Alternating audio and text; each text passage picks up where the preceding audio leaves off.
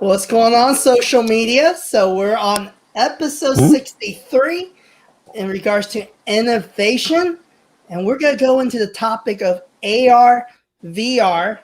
And today we have a special guest backstage, and it's a friend of Jeremy's. So Jeremy, you want to introduce him before we bring him up? Maybe. Not a very close friend, you know. I met Norman in the military actually. So he saw me in my worst state, literally my worst state, because he was assistant to my boss, and he has the luxury of coming into my office every morning 7:30 to tell me that my boss wants to see me, and usually it's not something good. Well, all the time it's not something good. Every day. So without further ado, let's bring Norman in. He can tell you guys more. Jeremy, that's not your worst state, lah. Your worst, if that's your worst state, you look very good being at your worst state. So yeah. Oh no, but that was a deserving introduction, right? Yeah, it was a challenging time. Let's just put it that way. Yeah. Challenging times, yeah, yeah. So anyway, Norman, are you saying you've seen Jeremy worse? No, I'm just saying that if that's his worst state, he looks pretty good being at his worst state. So, yeah. It looks, but inside is just, you know. But he handled it very well. I mean, we were young. We were like 19, 18, right? 19, yeah. Yeah. So 18, I mean, 19. we were just thrown in the military. We go back a long way, 20 years, and so it's an honor to call him my friend. And thanks for coming on and joining at such short notice, Norman. Yeah, thank you. It's an honor, and to be honest, it's also a slight surprise, because I think the only qualification I have to be is as a hardcore gamer. So,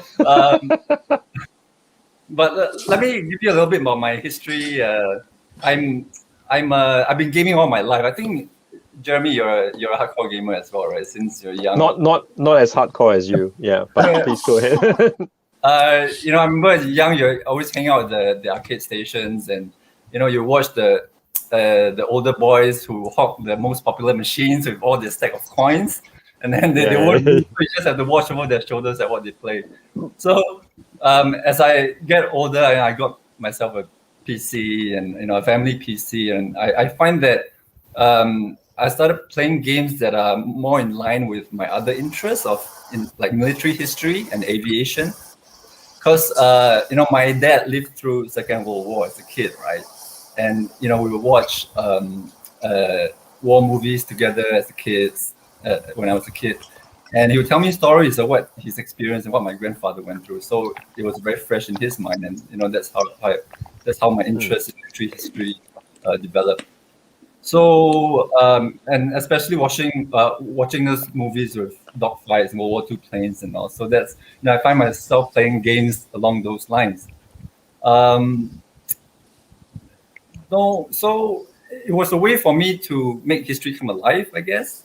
So and in a way, it's educational. Of course, you play those mindless games as well, but I tend to play towards the games that I guess I will play those games, and I'll research on them. Oh, I didn't know this about history, right? So I'll look into like ancient warfare and like World War II and First World War. So it was more like a journey into military history through gaming. So you can watch the History Channel, but gaming makes it a lot more interactive, and you are part of it. You can control it. Yeah. So, yeah, that's the interactivity part. I think the last gaming regards to war I played with was Warcraft. Oh, I played it too, yeah. Like 1, 2, 3. Warcraft or it's the original Warcraft. Oh yeah. Oh, that's a long time ago. Yeah, long time ago. Yep, I remember that one. So, does it still exist? Yes, they made a remaster. Yeah, they remastered it. People still play it because of the World of Warcraft. It's so popular. So and they still play, I guess, the strategy as a form of nostalgia.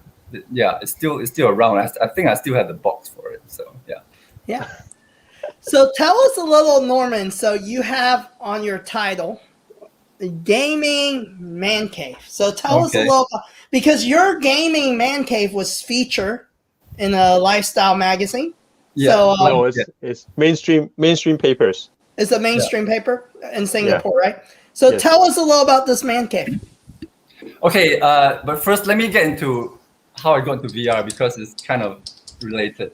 Well, I was talking about military history and everything, but I was very excited with the tech of VR when it came out. I got into it like 5 years ago when I got my first headset. Because you are not only playing it, you are in it, right? Once you put on the headset, wait, I gotta you put on the headset, right? So I mean, what it does is it basically replaces your most important sense, I think, your eyes, your vision, with whatever the developer wants you to see, right? So you are fully immersed into the experience. So especially, I don't know whether you can see, I have a pretty comprehensive flight sim setup right here. So especially with flight simulations, if you put on the headset, basically you're effectively inside the aircraft. You feel like you're inside the aircraft. So I was very excited with the tech.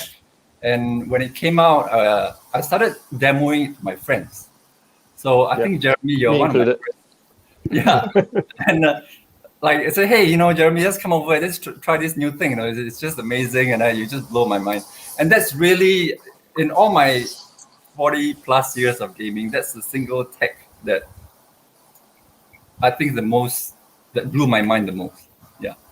So Can I just touch on that, Norman, just to interject? So Norman was actually the one that converted me from a non-believer of VR to actual, I won't say advocate, but I really do believe in VR right now. Because when he approached me to come over, I was like, nah, VR is just another gimmick, right? Remember there was a point in time where there was this thing called 3D TV, three-dimensional TV. Yeah, that to me was a gimmick. In the same line as I felt that VR was a gimmick for gaming. So I was totally not convinced, but because I've not seen him for a long time and another friend, so we just went over and it just blew my mind, like Norman said, because the major difference between having 3D visuals and VR really is that there is no edge where you can discern that this is reality, this is the 3D stuff. It's just all around. And obviously, because we're talking about VR as a topic, right, it definitely has way much more implications than just gaming alone. You're talking about training, you're talking about maybe even, curing people of like fear of heights. Like I had fear of heights and I did this rock climbing simulator thing. Man, it freaked me out, even though I knew it was VR, but my eyes were telling me this is real kind of situation. So yeah, sorry, I digress. Norman, please go ahead.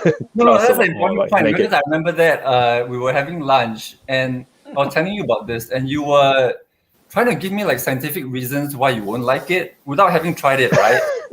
Like, is this he does that all the time.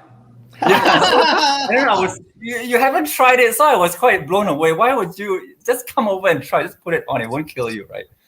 So and then that's it, and to be honest, a lot of my guests at the Gaming Man Cave that was their first experience as well. So sorry, where was I? Your setup of your man cave. Yeah. Oh yeah, no, just it's how I mean, it's such an immersive tool, So I mean, at least for myself, I use it to fly aircraft that I read about in books. Like oh wow, with my military history interest, or with tanks and stuff, you could actually be inside the aircraft, looking around for enemies, doing maneuvers in the air, trying to dogfight the enemies and stuff. I can without the G-force, G-forces. Except for the G-force, yeah, except for the G-force. I do have in my seat right here a cushion that vibrates. So if you pull G's, you can actually feel it vibrate a little bit more. So that's another level of immersion. So I can put myself into World War II tanks and just kind of look around and see how the crewman operates and how they fight the war. Yeah. So it was actually very mind-blowing. There is of course, there are other experiences as well, like shooters, or think of like a Counter-Strike in VR. How immersive it could be. You can play with other people, or it could be a very educational tool as well. Putting yourself in the history or any environment that you want to be, basically. And Norman, since no one is flying anywhere or traveling anywhere, right? You could use VR for virtual tourism.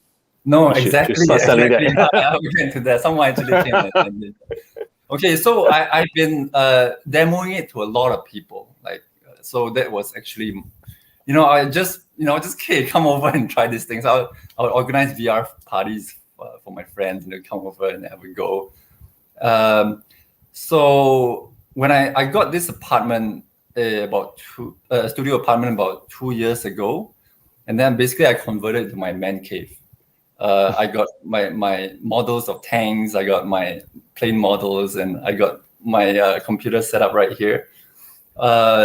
So basically it's for me and my friends to kind of hang out, right?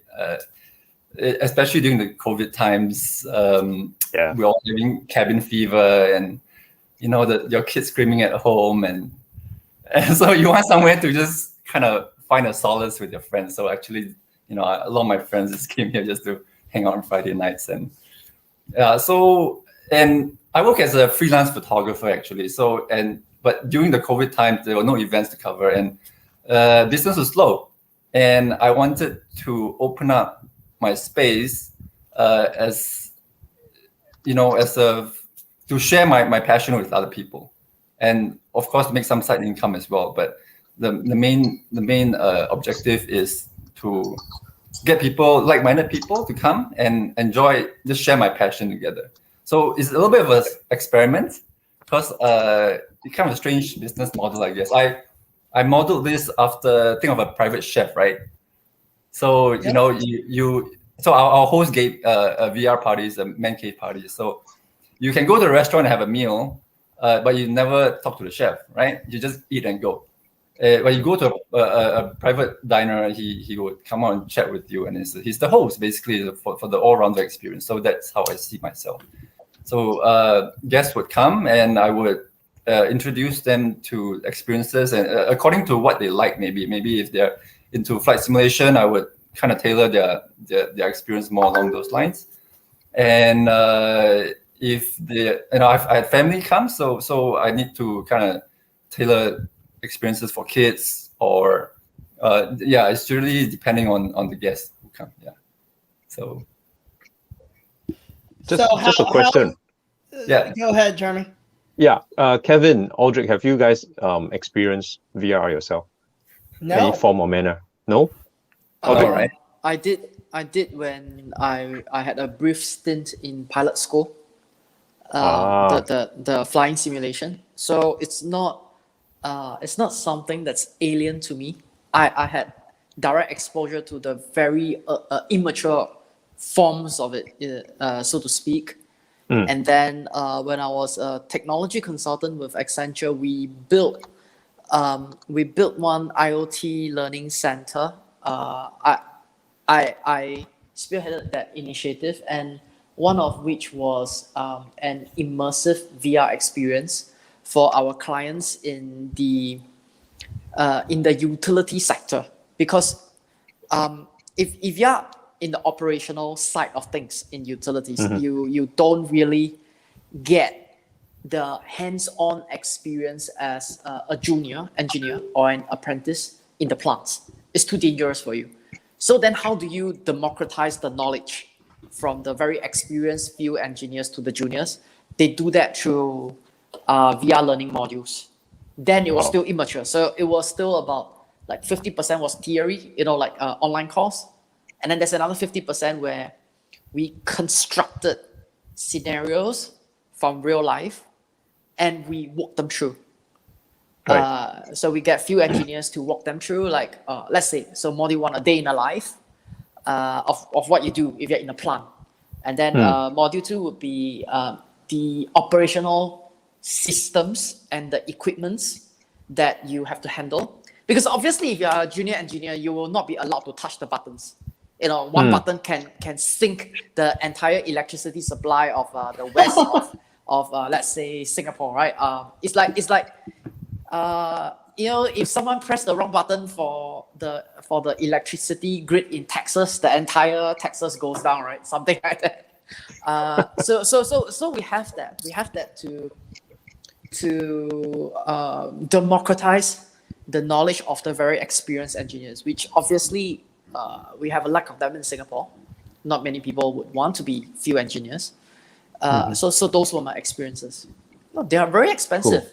The last time I actually spearheaded that initiative, but I think when it comes to gaming, the cost would have dropped because there's a lot of adopters and there's a lot of people that's actually doing it. Yeah, so those were my experiences. Very brief. I think I played with Oculus.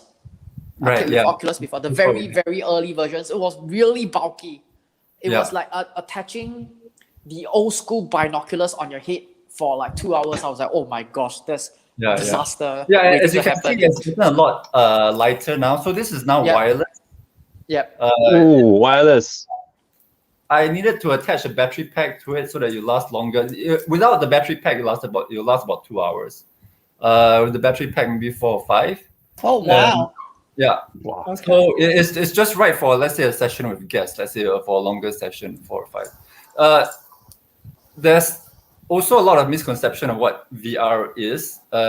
You might think, let's say, if you're on the IMAX, right? Let's say you're IMAX, and you have a 360 view. You're in the bubble. That's not VR because what you're looking at the screen is still 2D. You're looking at a 3D screen, right? VR is a 3D experience because there are 2 lenses and each one is slightly different. So you get that 3D effect looking through the headset. It's different from let's say a flight simulator where you are looking at a 2D screen. No matter how big Still it is, flat. it's still flat. Yeah. It's still Because flat. you're completely submerged with VR. Yeah. Because you're seeing it as you would with your left eye and right. It's stereoscopic vision. So you would, if things are close, you will see that they're close. If they're far, you'll see that they're far. So for flight simulation, that's another element where it helped me with my landings because you can actually see how low the ground is. Like, okay, you're almost about to touch down, so you flare the aircraft or something. If not, you got to use kind of perspectives and like lines. You're about close to the ground, and it's hard to explain, Kevin. So if you want to come over to Singapore and kind of hang out in my man cave, I can really show you what it feels like. No, and actually, I take it back. I have, I would say I have done the VR, but not like I did it because there's what they call arcades for the kids, right? So I took my son he did the Darth Vader, and he's only 8, right? Okay. So Darth Vader. So I put it on to just see what it's like, and you're completely submerged, while you're fighting, Star Wars. Yep. Because I needed to teach him how to do it. But he knows. He ended up teaching me because he was better than me. Yeah, they pick up pretty quickly. Yeah. Yeah. So so I actually done it, right? But I wouldn't say I've done it a lot, And it's funny because one of my cousins was on the Oculus team for he used to work for Facebook. So he was heading and also that some people share with me in the social media world. So I don't know if Jeremy told you. So I own a marketing agency, right? So a lot of people, I have some colleagues that have the Oculus, and they said they use it to scroll the internet and do YouTube. Oh, really? Just watch the, I don't think it's even 3D, but they like the experience of scrolling through the internet with their Oculus. Wow. So I don't know. I haven't experienced it yet. They said it's better because you can kind of pull the different screens. And they're trying to be Tony Stark for once. So I have no idea, right, what they're talking about. But okay. Yeah, I find that a lot of my guests here at the Man Cave are first time as well, or even those who have tried it before, they have a different experience here because it's a guided process. So I would come in and I would actually guide them through the experience. It helps a lot. Like for example, for your Darth Vader experience, you had no one to guide you, right? So you kind of fumble through the experience. Yep. Mm-hmm. Yeah, I mean, if I do guide them through, it's a lot smoother. And even some who have tried VR, they would before, like you said, they've tried at a trade show or something, right? For like 5-10 minutes, and then they leave with like, okay, it's kind of cool, but it's not like Jeremy said, it might be a gimmick. It's different from them coming here and let's say coming for 2 hours and immersing themselves into a World War II fighter, let's say, and flying a mission, right? They just lose themselves. So it actually depends on my guests and what they like. So I kind of tailor their experience. So it's a guided experience, yeah. And I've had like ex-pilots here as well, or pilots wannabe, aviation is a very expensive hobby, so not everyone can afford it, myself included. So I did a little bit of training, but that's as far as my experience went. But no experience in the world right now can put you back 80 years into World War II into a World War II fighter. That's just right. And so I have a quick question, Norman. Yeah. Do you feel that with someone who flies VR, right? Do you think in a real life situation they could go there and actually fly a plane? Yeah, I'm just waiting for a situation where I'm flying and the flight attendant says, the pilot is down. Anyone knows how to fly a plane? And I'll put up my hand. Oh my God. Yeah. That's like a flight simulator dream. Okay, but let me say, the skill I think is translatable. Okay, because I've done flight simming before, and when I took my classes, it was I wouldn't say it's a breeze, but it was a lot more. It came to me a lot easier, right? Controlling the aircraft and all, just monitoring the gauges and everything. So it's like if you fly, let's say if you drive a car simulation, I think it would kind of help you drive. It'll help you, right? Drive a real car. I mean, we're not talking about those toy little things, but like a proper flight. A car simulation setup, it will help you eventually drive a car. If you would, whatever car you drive now, it doesn't mean you can only drive that one car, right? It will kind of help you. You can still drive other cars, right? In a sense, right? There are minor differences, but you get it. You get it, right? Like how everything works. So especially with VR and immersion, that is really, I think, the next step in training. So I mean, of course, no one's going to put me in an aircraft and say, "Hey, can you try and see if you can fly this?" Right? But I've had pilots, of course, who come here, and of course, they can translate their skills into VR quite easily, and that's why I think it's a good training tool. It's a good training tool because of the sense of immersion. So you can. But it is a training tool. So, and I use it mostly for entertainment though. So yeah. Kevin, I think you asked the question wrongly. You should ask whether he will be able to land the plane, because I'm quite sure he can take off and fly the plane, but landing is the key part. No, I don't think anyone is willing to take the chance on that, but I'm willing to find out too. I'm willing to find out the question. Answer the question, yeah. So when we talk about AR, VR, right? Yeah. Because you hear it so much in the innovation world and the world of tech and business, right? Where do you guys see AR, VR in the future? Because I hear a lot, when you think submersion, and especially in the marketing world, they talk about hands-on experiences, right? Where, example, if a pandemic hits again, we're all in lockdown. at the price of these tools lower, right?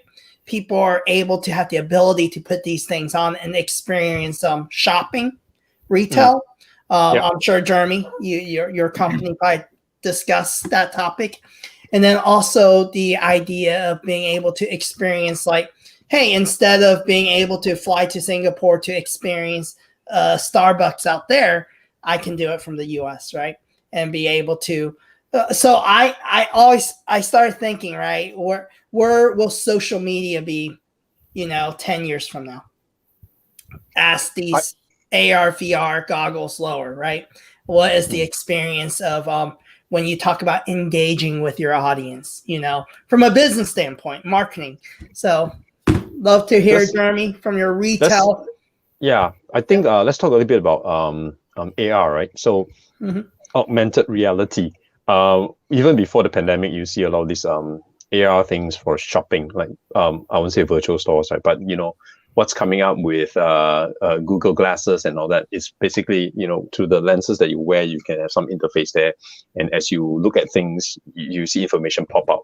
That's like the bare minimum kind of application, or things rotating around. Because like recently, I've seen a video circulating in China about how VR would be in the future.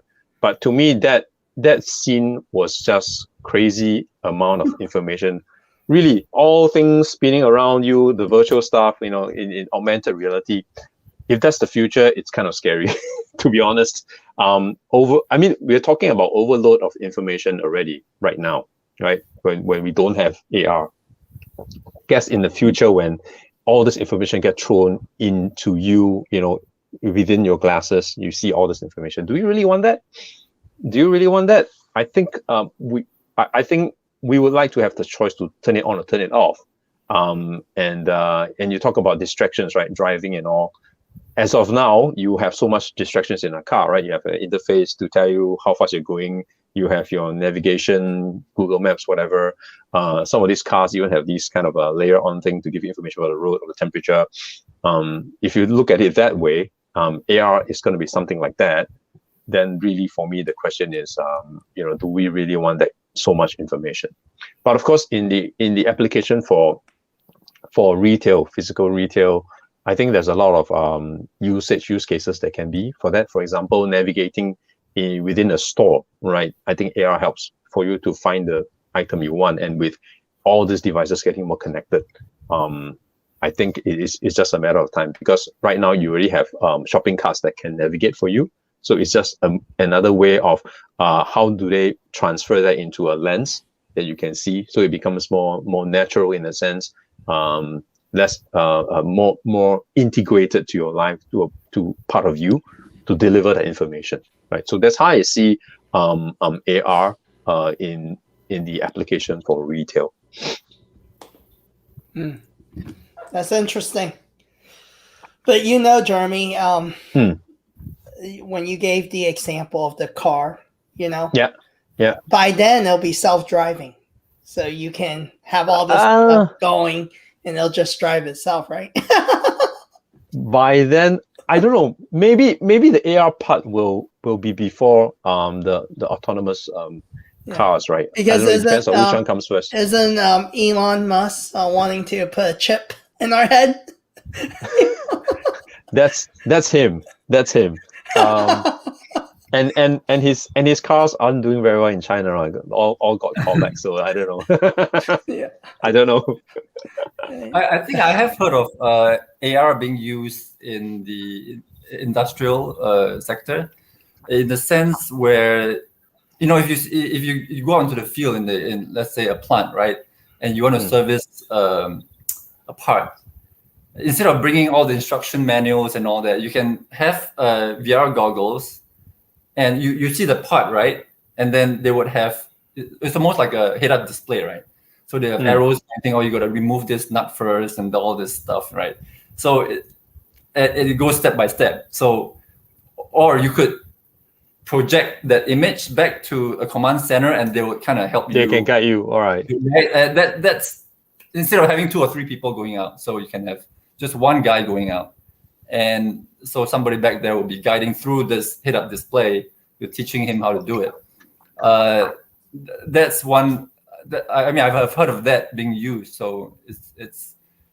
I mean, I've seen those in the museums, right? Where you see, like, let's say a T-Rex thing, and then you have download this app and you hold your phone up to it, and the T-Rex will start animating. I mean, that's just it's just the start of something I think that's coming, right? When you talk about that, I can't help to think about the Hong Kong movie with Andy Lau deactivating the bomb. Oh, Shockwave 1 or Shockwave 2. Yeah. Oh, no, I missed that one. Yeah. So if you have cut this wire, not this wire. Yeah, Cut this so if you wire. have AR, it's good training for the people who deactivate. Oh, okay. I do think that's a more valid use case for bots. Like physical bots just go in there and detonate it, rather than having someone with an AR goggles to go there and detonate it. So I'll dispatch the robot. But I think for training, you're able to. Yeah, for training especially. Yeah. So yeah, one of my guests, you were talking about virtual tours, right? One of my guests actually, he was a pilot. I think his license lapsed, but he brought his girlfriend, and then he put on the goggles, and then he told his girlfriend, he took his girlfriend on the world tour. I said, where do you want to go? You want to see the towers? You want to see the pyramids of Giza?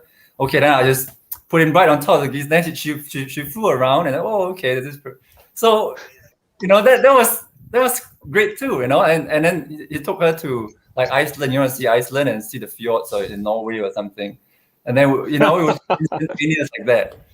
So That's cool. Right? I mean, it's things you never think of. I mean, the technology is here now. That it's I mean, you suspend belief a little bit, it can be quite immersive. With the fidelity of the tech that we're seeing, it's very clear and it's very sharp, and especially with all this gear that I have, it's immersive. You feel like you're actually flying the plane. So yeah, and of course, when it comes to training, I think VR is really coming forward. Yesterday, I had a few friends come over for Man Cave session, and one of them is, I think he's he rents out cranes, crane operator, and they have started to train their operators using VR goggles instead of actually using, so they would have the application where you move all these controls and you just kind of see the crane move, instead of putting you out there and spending the money and wasting the fuel of working the actual crane. They can actually have all this for training. So I've heard of in the US, the police are using it VR for training as well, for room clearing. They will wear all these goggles. They have this huge warehouse kind of setting where they'll come with different scenarios of hostage taking, and basically you just wear the goggles and you have a virtual gun, and you just do your training there, right? Norman, on this topic, somebody told me you have a tactile suit. Are you doing police training as well? I do. I bought one to experiment. It's interesting. You feel like you get shot, right? Let's say a little vibration. I just have the suit though. They have like a head vibrator thing that you attach to your goggles. They have hands, right? They have these things in their hands. So if you get shot in the hands, it registers. That's next level, man. I think that's a full body suit. It's like a few $1,000s, or the full body suit, where they can. Don't tell us. Just show us. Wear it and show. I don't have that. Yeah. So. Just kidding. Yeah. Yeah. That's way above my pay grade. But as you can imagine, the possibilities. Wow. Which but it's it's we're still in the experimental stage, but it's exciting, right? Yeah. So I do think that when we talk about AR VR used for training, it's really kind of I I won't say data dump, but in a way you relieve the need for keeping things in a memory, and then you can have all this central depository of information that anyone can just call upon, and then just work through whatever you don't know, or you might not be 100% clear about, or mission critical things that you can't go wrong. You have that as a reference. So in a way, it's kind of like in the movie The Matrix, can you fly a helicopter? And then say no, not yet. And then the program downloads, right? So it's kind of like that, but not in the program sense, but you can see it visually and you can actually walk through things you have never done before. You get guided and you can't go wrong, right? Yeah. I think in terms of training, rather than, like you mentioned, not wasting fuel or not flying the person there to the actual machine because of whatever constraints, that is a good supplement, but I don't think can replace the actual thing. But at least you can run through it 100 times virtually first before you get an actual thing once, and then you feel you are able to negotiate the real thing better because you've done it so many times virtually. In fact, even like muscle memory, right? It's like there already. It's to really build that muscle memory. So I think that application for VR and AR in terms of training is really going to be huge, and will save a lot of money for a lot of these companies to do this kind of training, because people come and go, right? And if you have the knowledge kept somewhere and is able to be, like Audrey said, right, democratize the knowledge downwards, anyone can do anything you need them to, given enough training. So there's just so huge potential there commercially. So I know that. Yeah. Go ahead, Norman. Yeah, I know the United States Air Force is starting to train some pilots using VR. And you can imagine the cost savings in terms of fuel and aircraft time. But of course, they're not going to train all the time in VR, but it's a good step, right? I mean, it's a good supplement. Practice. It's practice. You want to practice, let's say, a startup of the plane, or, they have, because when you put on the headset, you can't see all the buttons. They have, I think, like little attachment to your fingers where it's like a mouse pointer, right? So if you put on the headset, you're in the cockpit, you will see all the switches. So you just point your finger at the switch you want to click, and then you click. So you're effectively practicing the flipping the sequence, the startup sequence, or whatnot. Yeah. So Norman, what is the longest you've been submerged for? He's still in it now. Is this real? Are you all real? I don't know. Okay. You're talking about VR, right? Or Yep. I've flown like helicopter missions, maybe an hour plus. That's maybe max. Like So with the headset, even though it's pretty light, it's still a weight on your face, and about an hour and a half. Yeah, that's the max. Yeah, That's the max. So if normal gaming, I can do a lot longer, but with VR, that's It's not like I can't go on, but you just stop to take a break, and then you fly another mission another time. But that's about it. Yeah. So do you find a lot of people? So your guests. So is it kind of a business now, or are they paid guests? What? It's a business. It's a home-based small business that I've just started. So ever since the news article came out, there's been a lot more interest. But I mean, the joy, my joy actually is in bringing such experiences to people and literally see the smile on their face. Like Jeremy, when he left, I was like, okay, I got you, right? You were not getting it, and now you. I wouldn't imagine he left. Wife called, so I gotta go back. No, he said like Norman, I think back my words or something to the effect, but that's something you want to hear, right? Like I eat my words. I eat my words about it being a gimmick. Total convert.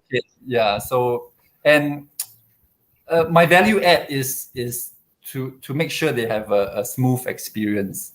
So there is a risk of motion sickness depending on the kind of module you're doing. Let's say if it's a less intensive module, let's say you can sit down and watch a movie, let's say, that's very not intensive, right? You're just but if let's say you're flying a plane where you're doing all these twirls and whirls, you may the first time I experienced motion sickness, because you experience motion sickness when your body and your mind there's a disconnect. Your body doesn't feel what your mind is seeing. So let's say if you do a loop and then your body is just still sitting down as normal. Right? So that's the disconnect. So it's like seasickness, right? When you don't look out and you see the boat is just straight, but your body is feeling all these motions. That's when you get the motion sickness. Some people are more susceptible to it, and it can be overcome through training. I'm experienced on that. Like the first time I tried it, when I did my first dogfight, it was quite an unnerving experience. Yeah, but this is my thing, right? I have to overcome it. So, you just have to persevere, and after a while, it's a learn process. It's like some people who play first-person shooters, they tend to get sick. They can't play first-person shooters, right? Or if you're watching somebody play first-person shooters, you tend to get this bit disoriented because you are not in the game, right? The person who's playing it will be in the game. No, correct. So what's it like when you get shot or something? Do you? Oh, that with the vest? Do you mentally still have that feeling? Like the first time you got shot from a VR AR experience, what was that like? No, it was just a little vibration. So it was more like it adds to the experience, but you don't really want to feel like you're getting shot, right? Well, of course, yeah. But do you mentally still register like you're about to get shot in the fear? I think you do. Reflex, wanting to dodge. So you know where you're getting hit from. Let's say the vibration from the back, you're getting somebody's behind you, that kind of thing, So it's just another layer of immersion. There's one guy though on YouTube who he got the vest, right? And then he would, those little spikes you see on those biker vests, those yes, yeah. He would attach it, like he would wear a vest with the spikes, right? So he would wear this vibrating vest over the spikes, so he would really feel the pain.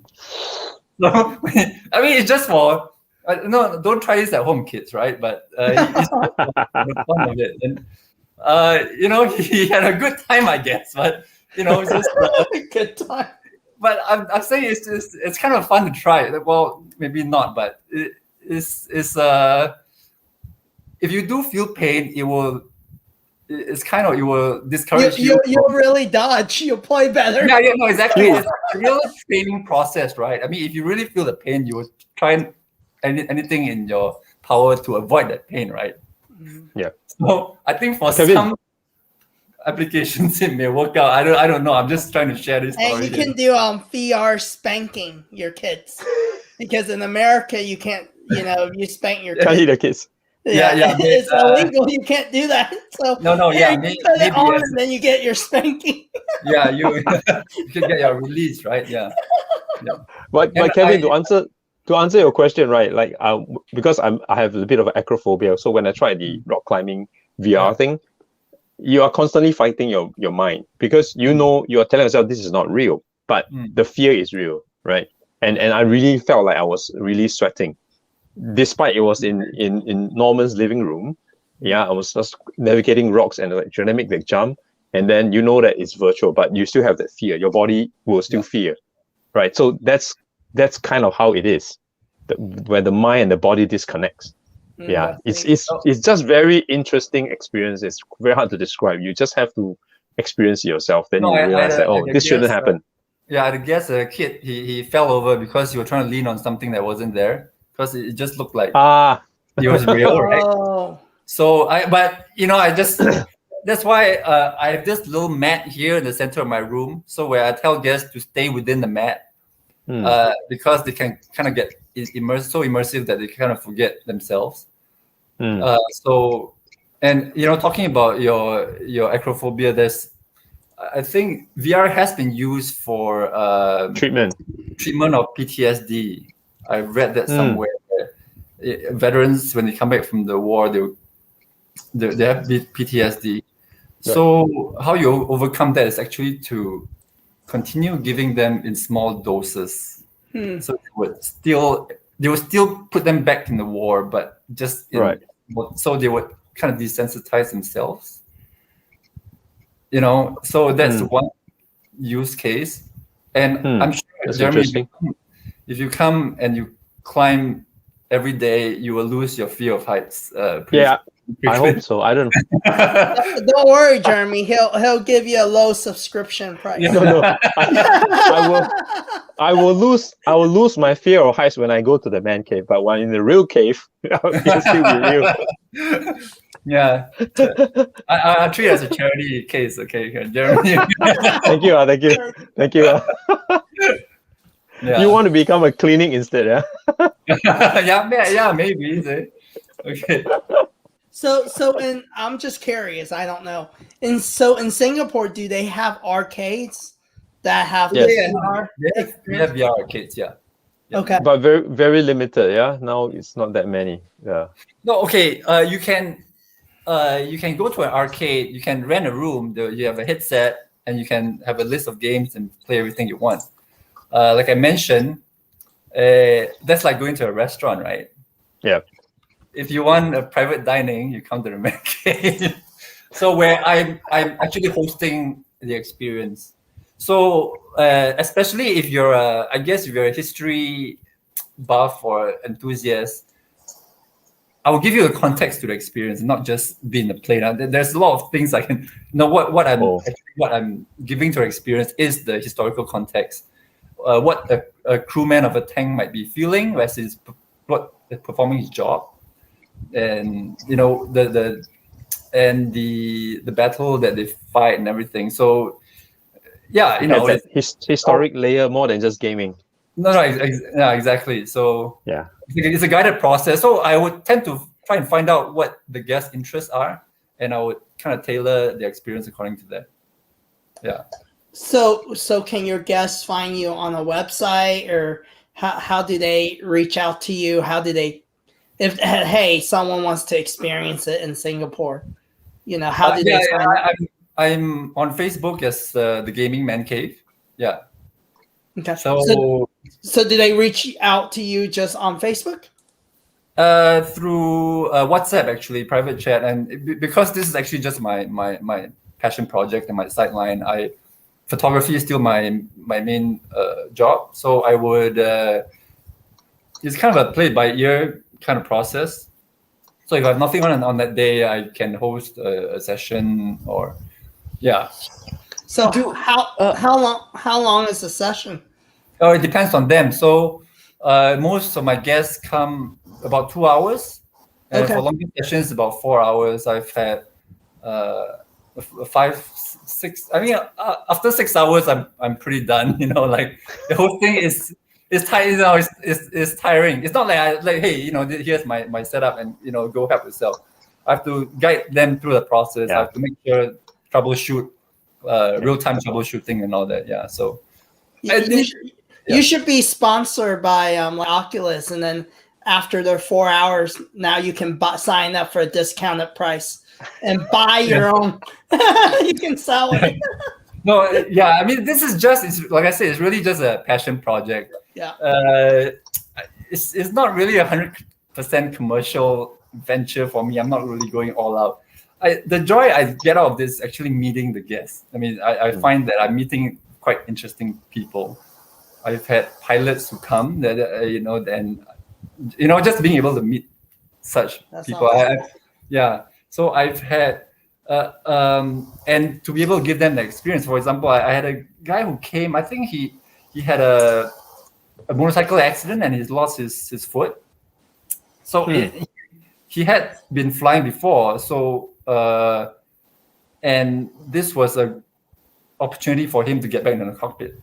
So he had a prosthetic. He put a prosthetic foot, and he can still work the pedals and fly the plane and everything. So, and just being after that, he kind of told me the story of the accident and everything. And, that whole experience is just as enriching for me as I hope it was for him. So, yeah, I had maybe kids who come. I mean, the military history is quite a niche interest, right? So I've had kids who come who have that interest, but maybe they don't have anyone to indulge with in the school, right? So they come here, see all the tanks and stuff, and they'll go crazy and they talk to me, and that's really why I'm doing this. Yeah. Audrey, you want to ask something? Yeah. Actually, it's a lot more about the interest on you and your profile, Norman. So, you do professional photography. Yeah. And you also do the VR gaming side of things as a sideline. Yes. But how do they actually cross-pollinate, or they are actually like parallel interests? They don't. Yeah, they don't. Okay. I have my I was trying to. No, they don't. I've had my photo because I'm a closet gamer because for a long Closet. because it's not a cool thing to do, right? It's not like it's not like No, it is now. It maybe it used is not now. to be. Yeah, It wasn't, pro but it's gamers mainstream make a lot of now. money. Yeah, it's mainstream. Like I said, I've been a gamer all my life, and so, like people tell me it's a waste of time. You never get anywhere doing this, and I for a while I believed it, right?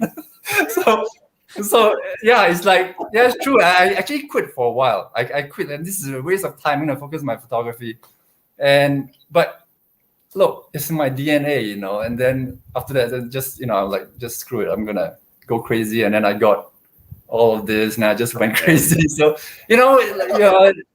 it's me. So what I'm gonna do? I'm gonna accept it, right? And this is my way of sharing my passion with people. With my, I'm just gonna indulge. Why not? We're all getting older, and it's just we have limited time, and just make use of it. Just enjoy it. So I now I share my passion of military history with people who are or maybe with aviation, or who are maybe aviation a little bit out of reach for them. This is as close as they might get, and it's a good experience for them. So to me, it's quite interesting. You share, it's a passion project because VR is virtual, but you're using VR to really connect with people. I think that's kind of ironic, right?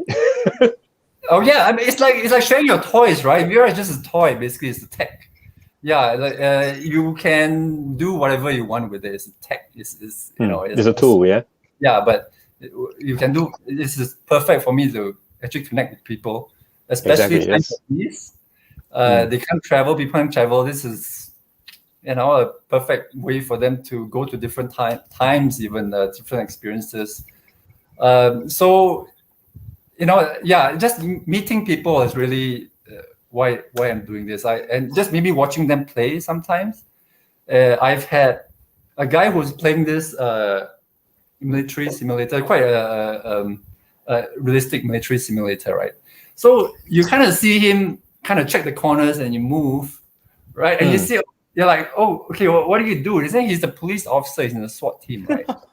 So you are talking about cross-pollination or cross-translation of training experiences. Maybe you could see from the way he moves, that he knows what he's doing, right?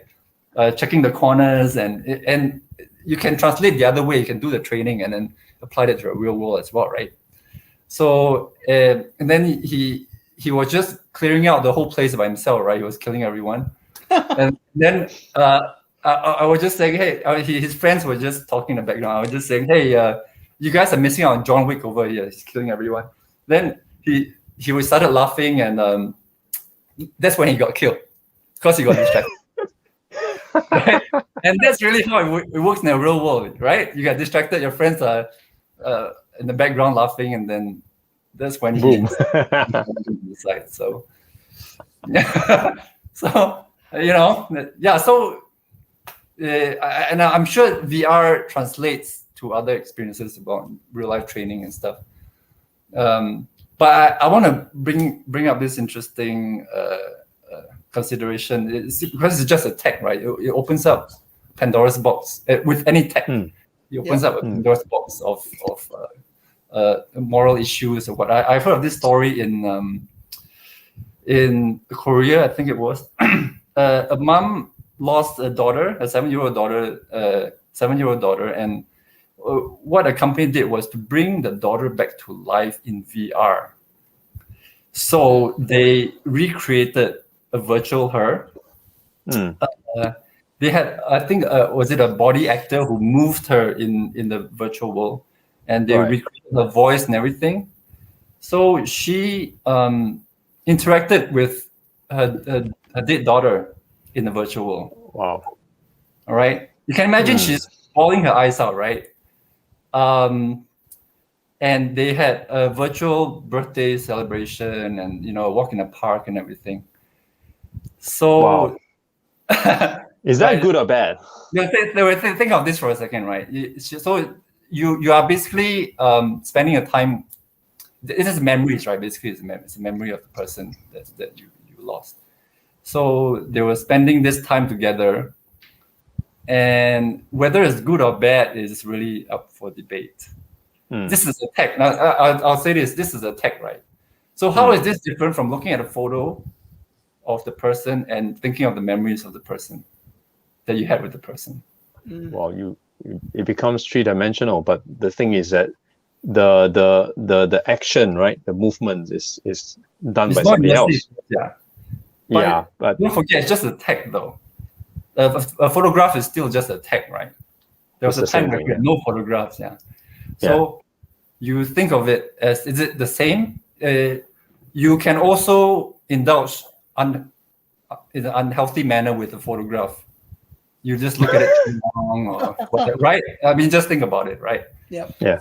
Or you could spend all your time in the VR with this person. You don't move on with this person, or it's just something that you indulge once in a while to remember the person. Right. It goes back to kind of the movie, Her. Right. It's just a virtual person. Yeah. Or there's actually a Black Mirror episode about this. Yeah, there is. About this lady who brought I know that one. I think the episode is called "Be Right Back," right? The fiance died. Yeah, the fiance died, and they created a fiance out of online presence, his chats, and also they recreated his speech patterns and everything. The AI mimicked his behavior and thinking and what he would say. Yeah, but it's not him. It's not him. It looks like him, and it talks a little bit like him sometimes, but it's not him. There's some things that are missing, right? Yeah. I mean, in the same way. Yeah. So it's a tech, right? So this is an interesting. We're talking about just an interesting venture application aspect of this technology, and there's one experience I had in VR that really stuck with me, and it is this game about a person who is suffering from mental illness. She's suffering from schizophrenia, and is triggered by her. Well, she has schizophrenia and is triggered by traumatic events. So you put on this headset and you put on the headphones, and you are playing this character through her journey, right? And you don't know what is real, like you don't know what she's seeing is real, what she's fighting is real, or part of her trauma. Schizophrenia. Yeah. And throughout, you're hearing voices that belittle you, encourage you, constant. And it was, that affected me, like so much so that you can't play for too long. I have to take it off and but that's a privilege I have. I can take it off, right? Most people who suffer from that can't take off the headset. So that was the empathy that game, that experience taught me. That it brought me to, even for a moment, into the minds of people suffering from schizophrenia. I don't know how accurate it is, but it was scary. That's creepy. You know what I mean? So, but this is, it's a good thing. I think it's a good thing that I was brought there, Well, because if you can do that, and I think they already have it in therapy, I think you can use AR, VR to also for patients that have mental illness to be able to, probably vice versa. You know, Yeah, help them. perhaps, yeah. Right. Uh, So, huh? yeah. That's interesting. Oh, Cool. I wouldn't want to play that game. That's kind of scary. Yeah. I might take it off still to hear the voices. No, but actually, VR is like an excellent application in horror as well. Oh, yeah. Re- Yeah, that's what I I was thinking. I can think of reliving history, Yes. all sorts of mental health experience, because I think it would help a lot for people in the health profession to gain that additional So ground compassion. in terms of empathy. Like don't just dish out like advice, but really if you can really understand what they're going through, you probably would talk a lot less Yes. in terms of the generic stuff, right? And then I think one example that just keeps coming back to me. Oh, before that, I think exploration will work, but it's not about places that we can go. It's about places that we can't. Yeah, So like the moon or something like that. Yeah. Let's say I wouldn't say space exploration, but really just to appreciate the galaxy or the Milky Way that we are in. Like, it's usually only the astronomers that can get to watch the majesty of the skies through their binoculars. But now, they brought it and then they put it into VR so you can see, oh wow, so if we look north of the sun, that's what we see, and that's the constellation, blah blah blah blah. Yeah, and I think it adds a lot more, it pipes a lot of interest into what we study. Otherwise, we've all gone through the first 15 years of our life, and it's like, yeah. No, Okay, so- education. I talking about space. I have this space experience that I tried, and they recreated the known universe as accurately as possible. So the space is represented. So let's say you're in a spaceship, you're flying, and then you're flying at a certain speed, and it take you like 50 years to get there, and then you're like, okay, just the idea of how huge this actually is. And then okay, let's say you're flying to Venus or something, and then you're flying so fast, and it take you, okay, how long?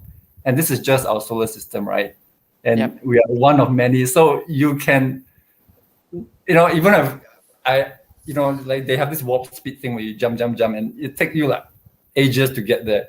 So it's just the appreciation of really how tiny we are in the huge world we live in. Or you bring it nearer, right, for education, right? The movie Inner Space, inside the body. You can do virtual tours inside the body. No, exactly. Education. They have those. I'm sure they have that programs. Yeah. It's just that's why it's just amazing for me. It's just very exciting, and it's just how you use it, right? So before we end tonight, I just want to ask, so if someone wants this AR VR experience, what is the cost? What is the first step? What do you purchase? Like, where do you and maybe make it more relevant to the services that you're doing through bottoms up perspective. How much does it take to have the entire set that you have, if people want to do it all by themselves, vis-a-vis just coming to the man cave and experiencing from themselves for, let's say, a couple of hours? I mean, like, what's how does it measure up? Well, you can get this headset for like $400-$500. Singapore dollars, yeah. The full thing, including the battery, the whatever. No, not the battery. I mean, you can work without the battery, and it has hand controllers as well that you can simulate your hands and manipulate stuff. And that's all you need. Okay. That's all you need. Computer. Your computer. No, this is wireless. This can work on its own. I mean, if you're talking about starter set, right? Right. To get your first experience. So how much the gaming apps? Yeah, the game. Oh yeah, the gaming apps are, they run anywhere from $20, $30, $40. Depending on how AAA they are. You wait for the sales and all. Yeah. So it's now the cost of entry is pretty low. The computers, I have the computer because like some flight simulators, you cannot run on just the headset itself. The headset has its own chip and memory and storage and everything, but it doesn't have the computing power, let's say, to run some higher end games, especially flight simulators. So that, I guess, I would recommend if you want the full, especially I have my whole setup here is more immersive for flight simulator fans. But yeah, I would tell people if you want to get into VR and just have a go at it, just try the headset. That's all you need basically. Just it's very accessible nowadays. That's good to know. So is there also like people can play sports, exercise, right? With you can do boxing. There was one time I was attaching weights to my fist and I was training. Yeah, I was a little bit more buff then, but now I'm Were you kind of fighting Tyson? training, as you can see. Huh? Were you fighting Tyson? No. It was Mike Tyson.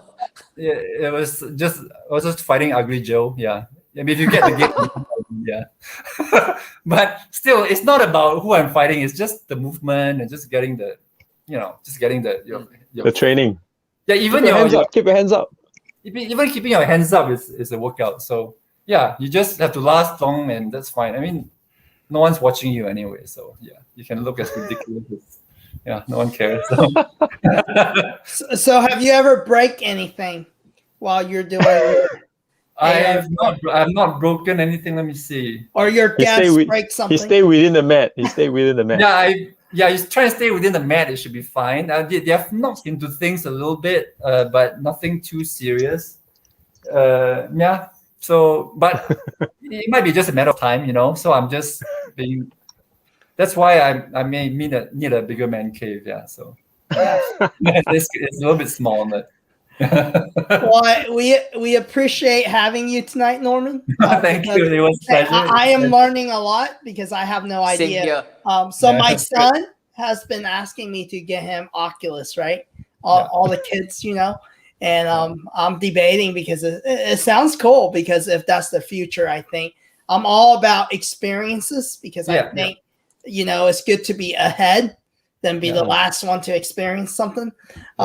So if any of you out there, who's into AR, VR, I do think it's here, and the cost of entry is, according to Norman, is reasonable, because I think even Xbox games cost more than $20, $30, easily you're spending 60, 65, Oh, yeah. But then now you get to submerge yourself, experience. So, yeah. And it's interesting because it allows my mind to think about like the future of even in the business environment, what will it be like, down the road. Yeah. It's exciting times. All right, folks. Thank you for joining Norman. us tonight. Thank you. And appreciate you, Yeah, it's a Norman. pleasure. Thank you. So if you're in Singapore, hit him up, and it's the Gaming Man Cave, right, on Facebook. I keep thinking that it's a gaming caveman. Seriously, but I'm I'm very the sorry gaming about. caveman. I'm the gaming caveman here in the gaming man cave. Yeah. Okay. So Eldrick, you and Norman have to hook up so you can go do it, and then you have to video it. With We have Jeremy, to see Eldrick doing the experience. I think Jeremy should bring Kenneth. Yeah. Oh, yeah, for sure.